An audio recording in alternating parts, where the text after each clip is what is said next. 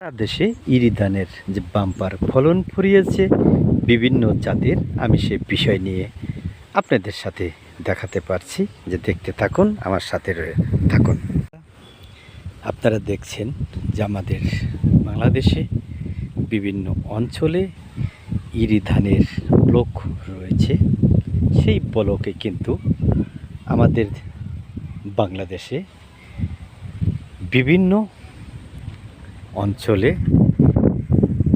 বিভিন্ন জাতের ধান সারা দেশে বাম্পার ফলন ফলিয়েছে। কৃষকরা বর্তমান যে সরকার রয়েছেন, কৃষি বিভাগের সার্বিক সহযোগিতা এবং কৃষকদের আর্থিক বীজ, সার, ঔষধ দিয়ে তাদের সহযোগিতা করে এবং সারা দেশে যে এই ইরি মৌসুমে ধানের বাম্পার ফলন ফলিয়েছে, সেই বিষয় নিয়ে আমি আপনাদের সাথে রয়েছি। আপনারা দেখতে পারছেন যে আসলেই প্রচুর কিন্তু ধান বাংলাদেশে এবার বাম্পার ফলন ফলিয়েছে।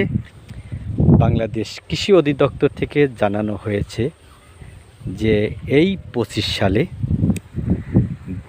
বাংলাদেশে যে ধানের ফলন ফলিয়েছে, সে ফলনে কিন্তু বাংলাদেশের খাদ্যের কোনো ঘাটতি হবে না বলে ধারণা করা যাচ্ছে বলে আমাকে জানিয়েছেন কৃষি বিভাগ থেকে।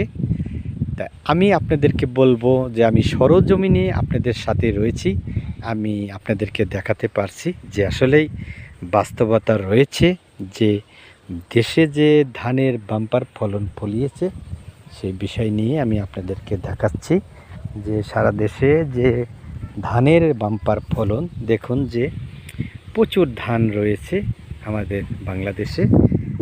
যদি কৃষকরা এই ধান কেটে ঘরে উঠতে পারে, তাহলে বাংলাদেশের লোকের কোনো খাদ্যর ঘাটতি হবে না বলে কৃষকদের আশা রেখেছেন এবং সচেতন মহলের যারা ব্যক্তিবর্গ রয়েছেন তাদেরকেও বলেছেন যে আসলে বাংলাদেশে বর্তমান যে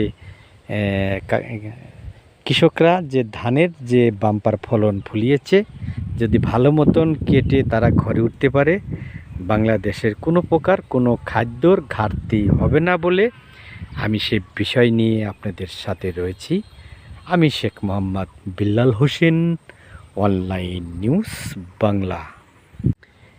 প্রিয় দর্শক, আমি এই মুহূর্তে রয়েছি আমাদের দেশে একটি ইরি ধান খামারে। এখানে দেখছেন যে বিভিন্ন জাতের ইরি ধানের ফসল ফলিয়েছে কৃষকরা। কিন্তু আমি বলবো যে আমাদের বাংলাদেশে সারা দেশে এবার ইরি ধানের বাম্পার ফলন ফলিয়েছে কৃষকরা। আর সেই বিষয় নিয়ে আমি আপনাদের সাথে রয়েছি। আমি শেখ মোহাম্মদ বিল্লাল হোসেন, অনলাইন নিউজ বাংলা। আপনারা আমার সাথে থাকুন, বিস্তারিত দেখাবো আপনাদেরকে।